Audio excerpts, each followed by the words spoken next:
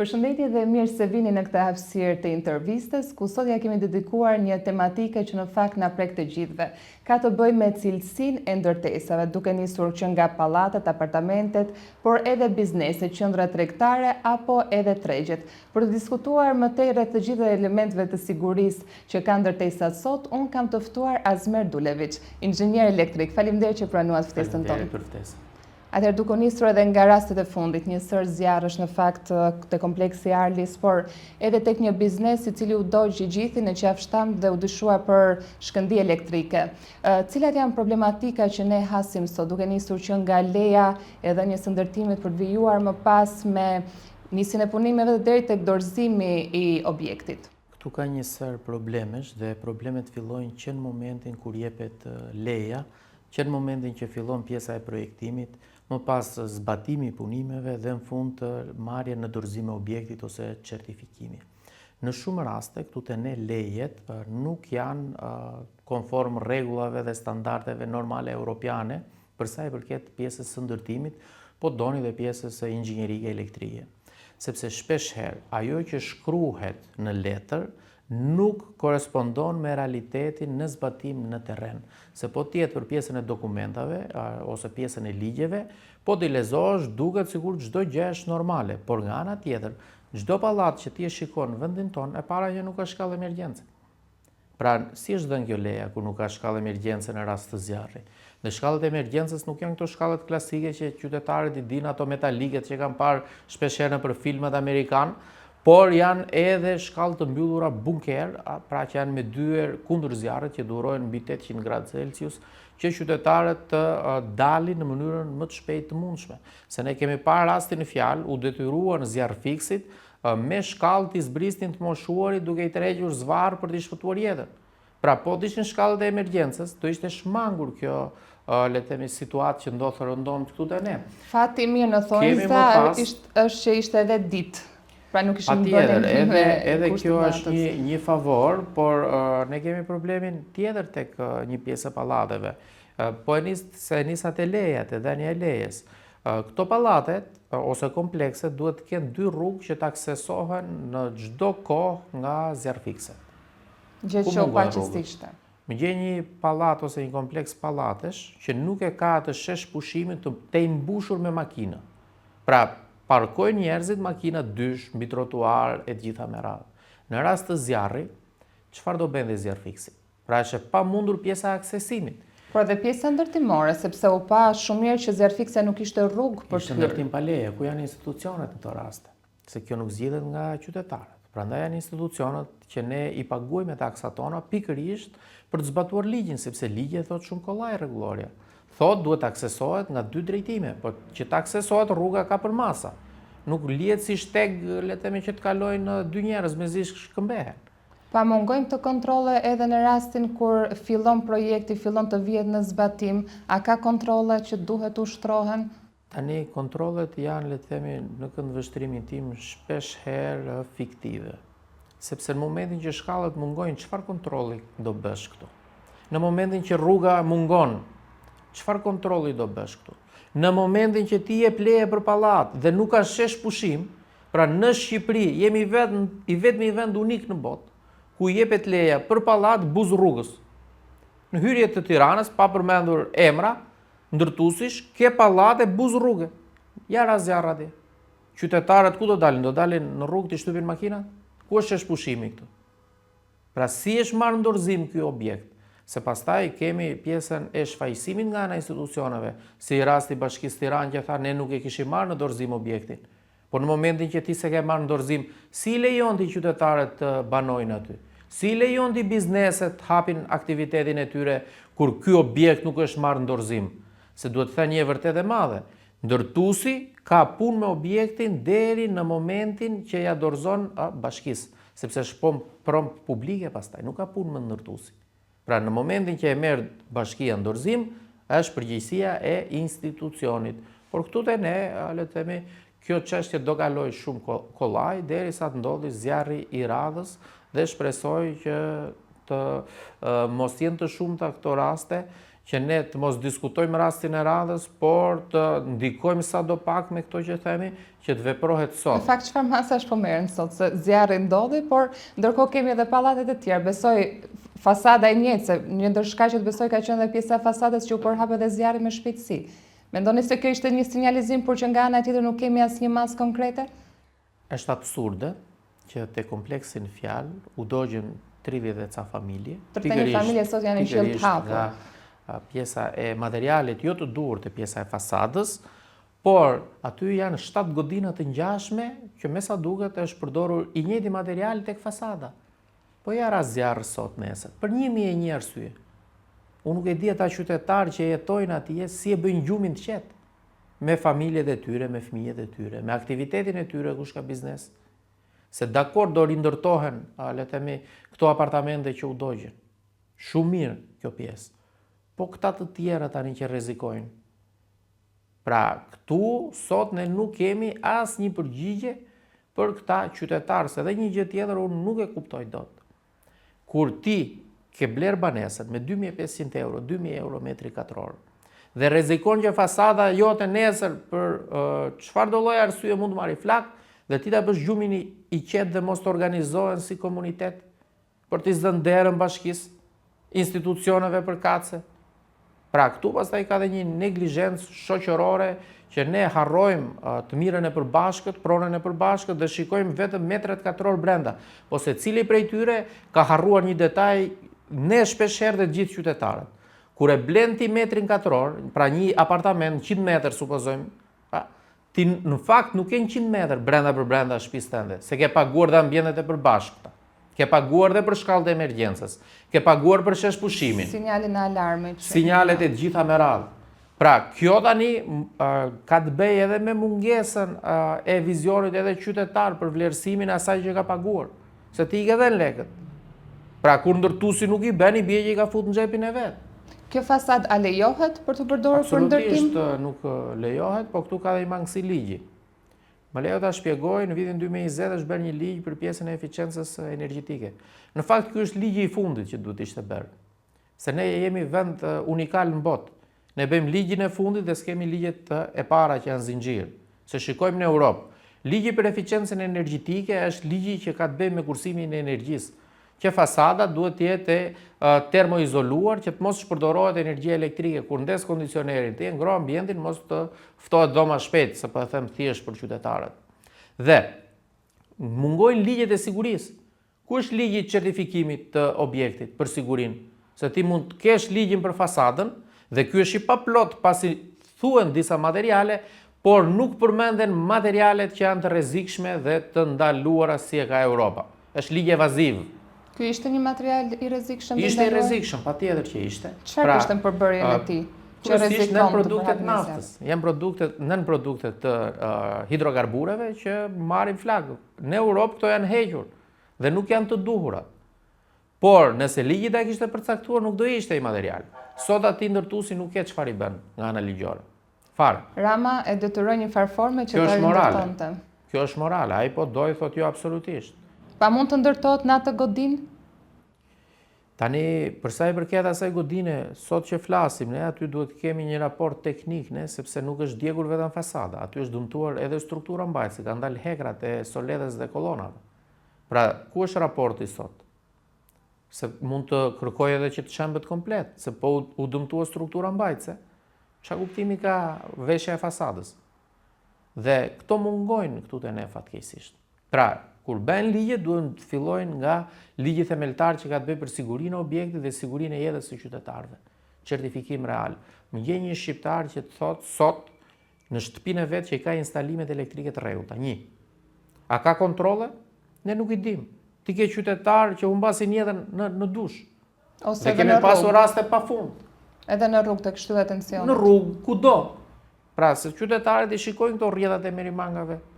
Pra, në momentin që këtu nuk bëhet ligj për sigurinë e qytetarëve të Republikës së Shqipërisë, që mund të humbasin jetën nga kontakti me rrymën elektrike, në vitin 2026 ta mendosh, nga një shkëmbie elektrike, sepse pjesa e certifikimit i rregullon këto. Ne kemi një problem tjetër me këto shtëpitë e drurit, bujtinat, agroturizmet. Përdorin kabujt jo të duhur. nga padia, nga mungesa e kontrollit dhe me radhë, dhe po digjen radhë. Dhe mua vjen keq ta them se shumica prej këtyre kanë përdorur materialet jo të duhura, materiale që nuk janë zjarrduruese. Dhe nuk do jetë e largët dita që do digjet objekti i radhës. Prandaj unë e thash duhen institucionet, se kjo nuk zgjidhet nga qytetarët. Sepse unë në shtëpinë time i kam vendosur sensorët. E kam bërë rrjetin si duhet, se e kam bërë vetë brenda objektit tim. Po ras zjarret e komshiu im poshtë. Mua vetëm do mbien sirenat, pra do dal i pari me vrap për të shpëtuar në rast të zjarri, vetëm kaq. Por kjo bëhet nga institucionet dhe institucionet i detyrojnë kompanit që ta implementojnë dhe sistemin kundër zjarrit. Sistemin e detektimit, sistemin e parandalimit dhe gjitha me radhë. Këto ndërkohë janë të gjitha të përfshira në kosto që qytetari paguan apo jo? Se themi që gjithmonë kemi një rritje të ndërtimeve, sidomos në Tiranë herë një bum ndërtimesh, por sa të sigurt janë, çfarë do të bëjë vetë qytetari që sot do të blejë një shtëpi? Qytetari nuk bën dot asgjë, sepse ai ndërtuesi thotë po deshe mere, po deshe lere. Pra, sot qytetarët janë të pambrojtur dhe nuk kanë informacion. Dhe nuk kanë pse duhet ta kenë informacionin, se s'do jenë të gjithë tani inxhinierë. Nuk janë të gjithë që njohin një inxhinier që mund t'i ndihmojë në objektin që ata duan të blejnë për t'i thënë ja vlen apo nuk ja vlen. Për këtë janë institucionet. Pra, qytetari kur pagon 2.000 euro, 1.500 euro ore dhe 500 euro metrin katror. Ai po e pagon, nuk po e merr fal. Ai duhet marrë mbrapsht cilësinë maksimale. Po ai merr lind pyetje këtu te ne. Më vjen keq ta them jo. Madje, unë nuk e kuptoj një pjesë të qytetarëve që i blejnë apartamentet në grop. Qa cilësi e pretit? Ti po blen ajër, eter. Ideja e çmimit pak më të ulët mbase. Nuk ka gjë falas në këtë botë. Ti mendon se e merr ulët, por ti merr cilësinë më të dobët materialeve. Se nëse metri pas përfundimit shkon 2.500 euro dhe ti thua po e marr ngrop me 2.000 euro, se po fitoj, materialet që do përdoren zotëri tek apartamenti jo do jenë materialet më të dobta. Do jenë materiale clearingu. Pra ti mund kesh marrë më pak lek sipërfaqe, po ke marrë cilësinë më të dobët dhe mbas 5 vitesh do të shkërmoqet ai sufatimi, se nuk i kanë hedhur çimenton e duhur. Do kesh probleme me sistemin elektrik, do kesh probleme me aspirimin. Pra do gatoj komshiu poshtë dhe do nuhasësh dhe ti lart. Pra, këto janë probleme që këtu te ne i ke pothuajse në çdo ndërtim. Dhe kjo është, le të themi, e tmerrshme ta mendosh në vitin 2026 që ne diskutojmë akoma për këto probleme që në vendet evropiane janë zgjidhur para shumë vitesh. Mos ndoshta sot ndërtuesit po i kushtojmë më shumë rëndësi pjesës fasades estetikës sesa pjesës elementeve të sigurisë dhe njerëzit, duke qenë se janë në kërkim gjithmonë të apartamenteve, pallateve të reja tërhiqen nga ajo fasada dhe duket sikur plotson edhe këto elemente të sigurisë? Patjetër, edhe kjo ndikon sepse qytetarët tërhiqen nga e bukura dhe kjo është më së normale, por nuk do të thotë që të prevalojë pjesa estetike mbi pjesën e sigurisë, sepse kur bëhet certifikimi dhe kontrolli, nuk shikohet pjesa estetike, shikohet pjesa e sigurisë, nëse ky objekt është i sigurt apo nuk është i sigurt. Por këtë nuk e ndajnë dot qytetarët. Pra, qytetarët në këndvështrimin tim janë të tradhtuar në thonjza nga ana e institucioneve, janë të lënë në baltë. Pra, duhet që institucionet të veprojnë, por me sa duket, këtu te ne, çudia më e madhe është fiksa ajo shprehje, 3 ditë zgjat, do kaloj, do harrohet edhe kjo deri në rastin e radhës. Ndërkohë një tjetër problem është edhe pjesa që një pjesë e qytetarëve zgjedhin që apartamentin ta kthejnë në biznes, por sa është projektuar ajo për ngarkesa të tjera elektrike, pra, nëse ti e kthen në një klinikë dentare ose biznes e cila ka një ngarkesë më të lartë sa i përket pjesës së energjisë. Ky është një problem tjetër që ndodh rëndomt në vendin tonë. Ju e thatë me drejt pjesën e klinikave dentare, por ne kemi edhe një fenomen tjetër që është më i rrezikshëm, mendoj unë, në vështrimin tim dhe askush nuk flet për këtë. Këtu janë kthyer bodrumet, janë kthyer katet e para edhe këtyre pallateve të reja, në këto lokale, diskoteka, lounge, ku nuk plotësojnë asnjë kusht të sigurisë, le të themi në rast të zjarrit. Pse? Sepse nuk kanë dy dalje emergjence, nuk kanë sensor detektimi, ato janë të mbipopulluara kryesisht nga të rinjt. Si mund të shkosh ti në një pub që është në bodrum dhe ka një derë normale që ti hyn? Po ja ras zjarr atje. Kemi patur raste edhe në rajon. Kemi pasur Maqedoni, ka pasur në Zvicër në fund vit. Por në ndryshim nga vendet e tjera që veprojnë dhe marrin masa, sot po ndodh revolucion në pjesën e sigurisë në Zvicër, në rastin që ndodhi. Po të ne, 3 ditë dhe harrohet. Pra duhet të ketë sistem detektimi, parandalimi dhe kontroll të rrept për këto ambiente. Si mund ta kthesh ti në diskotek një bodrum nëse nuk plotëson kushtet e sigurisë? Si mund ta kthesh ti në një lokal, le të themi, një objekt që është projektuar jo për qëllimin që ti e përdor për biznes? Dhe kjo tani duhet korrigjuar. Duhet që dhe në këto ambiente të vendosen dhe sensor detektimi zjarri, po jo vetëm, edhe në pallate, edhe në qendra tregtare, edhe në lokale, edhe te shkolla e fëmijëve që i çojnë qytetarët fëmijët e tyre. Jara zjarr në shkollë sot. Nëse nuk e merr zjarr fikse në telefon, ai objekt bashkë me çfarë ka brenda duhet të digjet mirë që ta shikojnë njerëzit tymin dhe zjarrin dhe po e morin ndonjëri policin ose zjarr fikse në telefon. Që edhe shkollat nuk janë të pajisura. Po s'janë të pajisura, më gjej një shkollë mua në Republikën e Shqipërisë, flas publike, se privatet një pjesë i kanë bërë, po i kanë bërë me investimin e tyre, publike, që ka sistem sinjalizimi në rast zjarri. Sistemi i sinjalizimit është kjo këtu mbas meje, që është sistemi adresueshëm. Që në kohë reale nëse bie zjarr fikses i vete informacionin në çfarë shkolle ka rënë zjarri, në çfarë kati, në çfarë klase dhe në çfarë pozicioni. Është në tavan, është në dyshemese, varet si është struktura.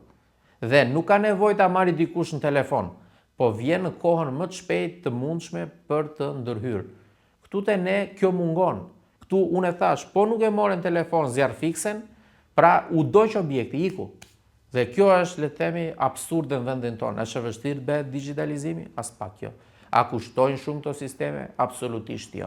Por mungon vizioni dhe vullneti nga ana e instancave përkatëse për të ndërhyrë dhe për ta zgjidhur këtë situatë. Edhe tregjet me sa duket janë në të njëjtën raste, sepse pam djegjen e magazineve të tregu i medreses. Edhe këto pa element siguria, mungojnë edhe këtu kontrollet? Këta nuk kanë as pjesa e tregjeve. Në këndvështrimin tim dhe nëse do ishte në dorën time, ato duhet të mbylleshin qysh sot pjesa më e madhe. Pasi aty ka një mbi popullim nga ana e njerëzve, nuk ka asnjë element sigurie. Shpesh herë me një vështrim vizual nuk ka nevojë të marr aparatet profesionale unë që të bëj matje atje fare. Thjesht duke parë i ke kabuj të varur. Të varur si rrjeta me rimangash. Ngri kokën s'ka asnjë sensor. Përkundrazi atje ke tekstile që marrin zjarr le të themi për disa milisekondë. Dhe ne e pam që u doq tregu. Si pasojë një shkëndijë elektrike. Po çfarë mase është marrë sot për tregjet e tjera? Zero. Më thuaj një treg që i plotëson kushtet, le të themi, teknike në vendin tonë. Sepse këtu ndodh edhe një mashtrim i madh me opinionin publik që bëhet edhe nga zjarr fikset, po të duash. Sepse kujtojnë se sistemi i parandalimit zjarrit është ajo bombula e kuqe që i thon objektit mbaje aty ti. Që shpesh herë ajo është e skaduar, sa ajo duhet ndrruar, ka një afat. Pra, skadon elementi që ka brenda. Duhet sistem profesional. Por, le të themi, askush nuk e ka fokusin fatkeqësisht tek këto që ne po diskutojmë dhe sugjerimet që janë. Po qendrat tregtare duken më të sigurta? Për sa i përket qendrave tregtare, ato janë më të sigurta për një arsye shumë të thjeshtë sepse janë investimi i privatit dhe privati e ka bërë për veten e vet. Po të shikosh qendrat tregtare më të mëdha në Tiranë, ke të pajisura me sistem detektimi kundër zjarrit, i ke me sistem hidrant, që nga parkime deri në katin e fundit. Dhe kanë persona mirëmbajtës që i kontrollojnë në mënyrë periodike të punësuar. Dhe ky është një shembull i mirë që duhet marrin kush institucionet. Se ka dhe një problem tjetër, se ti mund ta vendosësh edhe në një shkollë, supozojmë sistemin e parandalimit kundër zjarrit dhe sinjalizimit. Por stafi që është aty, a është i trajnuar si do veprojnë këto raste? Sepse shpesh herë qytetarët mund të kenë dëgjuar ose dhe lexuar në rast të zjarrish, një pjesë e mirë e njerëzve humbasin jetën sepse nga paniku, asfiksimi patjetër, por shtypin njëri tjetrin, sepse nuk dinë si të reagojnë. Në çdo vend normal, ku ka më shumë se 100 apo 200 veta, kryesisht këto lokalet, qendrat tregtare, por edhe shkollat, ka persona që janë të certifikuar dhe të trajnuar si duhet të veprojnë dhe të sillen në këto raste, sepse bëhet fjalë për 1 deri në 3 minutat e para që janë minutat kritike, sepse nga paniku njerëzor aty duan gjithë të dalin, por le të themi mund të fillojnë problemet dhe humbasin jetën për arsye të tjera dhe jo nga zjarri.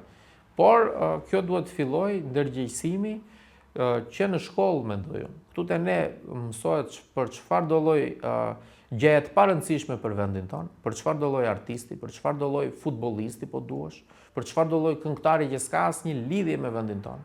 Zero kontribut, që nuk e di fare ku i bie Shqipëria në tekstet e fëmijëve tanë, por nuk mësohet siguria dhe si duhet veprojnë fëmijët në rast të rrezikut. Pra kjo është e paguptimt që vazhdon në kurrikulat shkollore në vendin tonë. Dhe një pyetje fundit, çfarë masash deri tani normalisht përgjegjësia bie mbi shtetin, pra kontrollet institucioneve të cilat duhet të jenë periodike, gjë të cilat fatkeqësisht nuk funksionojnë. Çfarë masash duhet të merren në vazhdimsi, pra një tip apeli që ne si rastet në fjalë që përmendëm mos të kemi në vazhdimsi? Unë kam vetëm një apel për qytetarët dhe për institucionet. Për qytetarët nëse shikojnë kablo zhveshur ose probleme që kanë të bëjnë kryesisht me rrjetin elektrik, se është një nga shkaktarët kryesor pse bie zjarr. Shkëndija elektrike, ajo e famshme, që thonë shpesh herë institucionet për të shfaqsuar nga shumë probleme të tjera. Nëse shikojnë duhet të reagojnë. Të njoftojnë policinë, të njoftojnë OSHA-n, pra të ngrenë zërin, se sot është shumë e thjeshtë ke rrjete sociale. Dhe nëse ngrihet si shqetësim, mund të merren masa.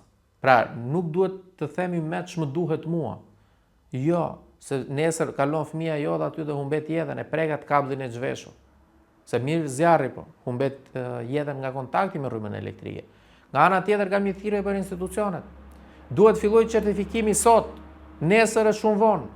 Duhet rregulluar me ligj. Çfarë i kushton vendit tonë të ketë një certifikim? Por unë kam ato pikpyetjet e mia dhe e di arsyen pse. Sepse po pati certifikim dhe kontroll, nuk punohet me çmime dhe me materiale skandaloze në pallate. Se po të vete unë ta certifikoj, them hiqi edhe një herë, shkuli këto kablot e dobët që ke përdorur, këto mjetet jo të duhura, materialet që bota nuk i afron kanë tjerë dhe bëj nga fillimi. Dhe këtu është problemi pse nuk e bëjnë. Dhe duhet ja themi qytetarëve. Po kullat e larta duke qenë se po ndërtohen pafund. Sa të sigurta janë kullat? Për pjesën e kullave duhet të kemi raporte zyrtare për këto që janë ndërtuar, çfarë materiale janë përdorur, se ne i shikojmë vetëm nga jashtë. Pra nëse është përdorur i njëjti material te fasada e kullës, imagjino të bjerë zjarr te një kullë 30 apo 40 kate. Ne nuk kemi zjarr fikse që arrin më shumë se kati 8 me shkallë. Si do bëhet fike? Pra është një problem te i mase, i mathe dhe kjo pjesa e këtyre kullave. A janë përdorur këto kulla sistem sinjalizimi zjarri i adresueshëm? A kemi ne ndonjë të dhënë zyrtare? Në vështrimin tim dhe më aq sa di unë, jo. Por institucionet t'ia thonë qytetarëve sepse për këtë arsye janë zgjedhur, për këtë arsye paguhen, marrin rrogën, pikërisht për t'i dhënë përgjigje dhe për t'i siguruar cilësinë e punimeve dhe jetën mbi të gjitha qytetarëve në banesat dhe në objektet që ata frekuentojnë. Faleminderit Asmer për gjithë analizën dhe këshillat që dhat. Faleminderit edhe ju që na ndoqët, bashkëdëshimi në episodet e tjera të intervistave, deri atëherë mirupafshim.